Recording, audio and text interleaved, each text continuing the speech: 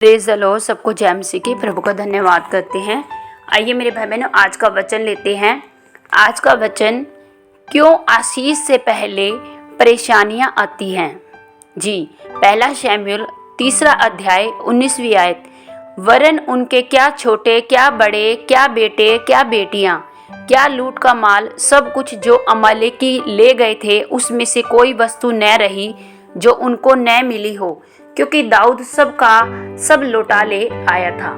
जी मेरे भाई बहनों, जैसे कि हम बाइबल में देखते हैं कि जब अमालेकियों ने दाऊद पर हमला किया और उसका सब कुछ छीन गया था और उसके आसपास के लोग दाऊद को पथराव करके मारना चाहते थे, लेकिन दाऊद ने परमेश्वर यहोवा को याद रखा और हियाव बांधा और बिल्कुल नहीं डरा और परमेश्वर पर पूरा विश्वास दिखाया।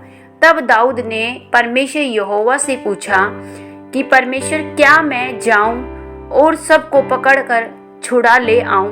और परमेश्वर ने कहा कि हाँ, निसंदेह तू सब कुछ छुड़ाकर ले आएगा। और वह सब कुछ छुड़ाकर लेकर आया।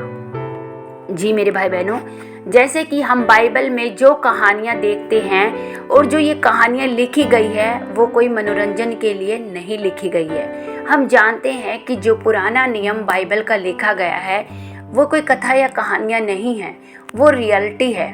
वो सब बातें जो हमने पुराने नियमों में पढ़ी है, वो सब की सब सच्चाई से भरी गई बातें हैं। जी मेरे भाई बहनों, जैसे दाऊद पवित्र आत्मा से भरा हुआ एक व्यक्ति था।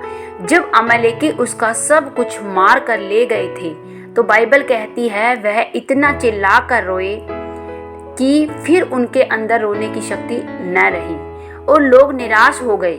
यहाँ पर परमेश्वर एक माहौल तैयार कर रहा था।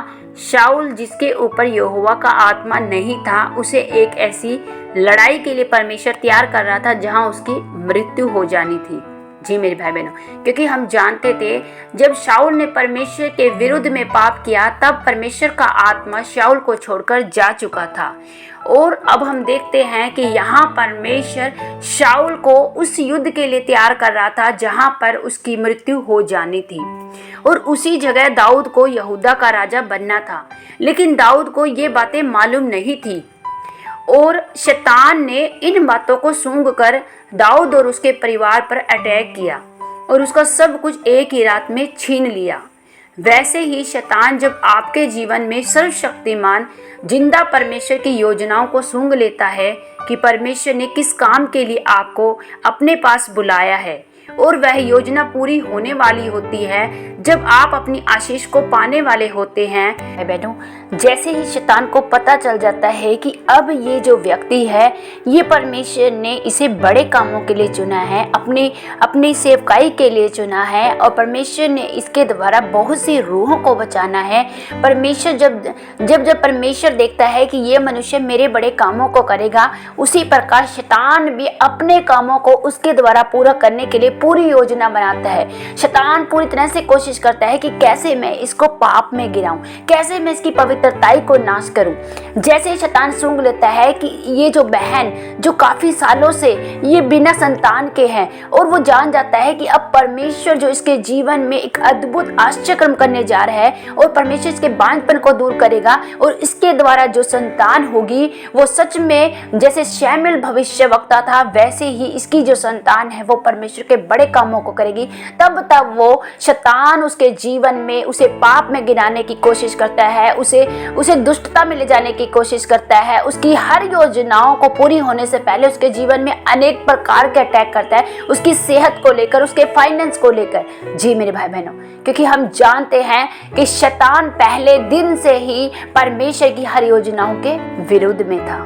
हालेलुया। जी मेरे भाई बहनों, क्योंकि शैतान यह देख चुका होता है कि आपके आने वाली आशीषें आपके अति नजदीक है, आप अपनी आशीषों के बहुत करीब आ चुके हैं, इसलिए वह आपकी आर्थिक स्थिति पर, आपकी पवित्रताई पर, आपके जीवन पर, आपकी सेहत पर, आपके फाइनेंस पर, आपके काम रोजगार पर, आपके परिवार पर, आपके बच्चों पर हर दिन अटैक करने की कोशिश करता है। वह आपको पाप में गिराने की कोशिश करता है, वह आपकी पवित्रताई को नाश करना चाहता है। यूथ को, खासकर नौजवानों को वो गर्लफ्रेंड बॉयफ्रेंड के चक्रों में डालकर उनकी पवित्रताई को बिल्कुल नाश करना चाहता है, ताकि वो उस लेवल तक ना पहुंचने पाए जो परमेश्वर ने उनके लिए तैयार किया है। जी मेरे भाई बहनों, हम जानते हैं कि परमेश्वर ने, अब आप यहाँ जानते हैं कि परमेश्वर आपसे कितना प्यार करते हैं। परमेश्वर हर दिन चाहते हैं कि मेरा बेटा या बेटी उस आशीष को पाए जो मैंने उनके लिए रखी है।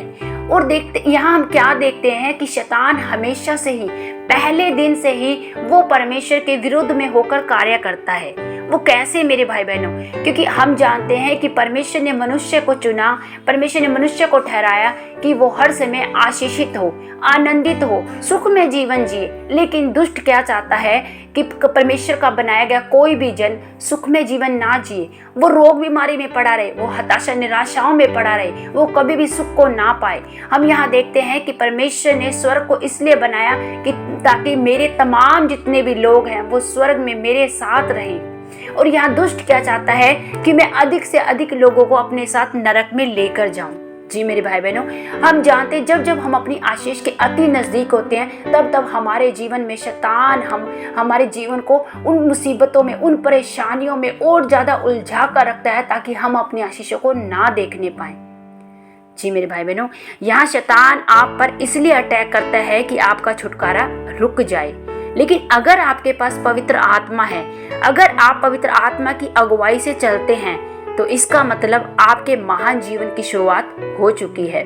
फिर आप दाऊद की तरह विजय प्राप्त करेंगे और आप राजा बनाए जाएंगे। जी मेरे भाई बहनों, इसलिए आज आपको परमेश्वर में बढ़ना होगा, प्रार्थना करनी होगी, उपवास में बढ़ना होगा, पवित्रताई में अपना जीवन व्यतीत करना होगा।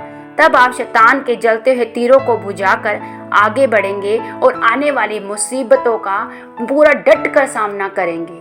जी मेरे भाई बहनों, इसलिए हम देखते हैं कि शैतान हमारे जीवन में किस तरह से काम करता है और परमेश्वर की योजनाएं हमारे लिए कितनी उत्तम और बेस्ट और सबसे गुड रखी गई है। मेरा विश्वास है मेरे भाई बहनों, आज का वचन आपके जीवन में बहुतायत से आशीष और बरकत लेकर आएगा। सबको जय मसीह की। God bless you.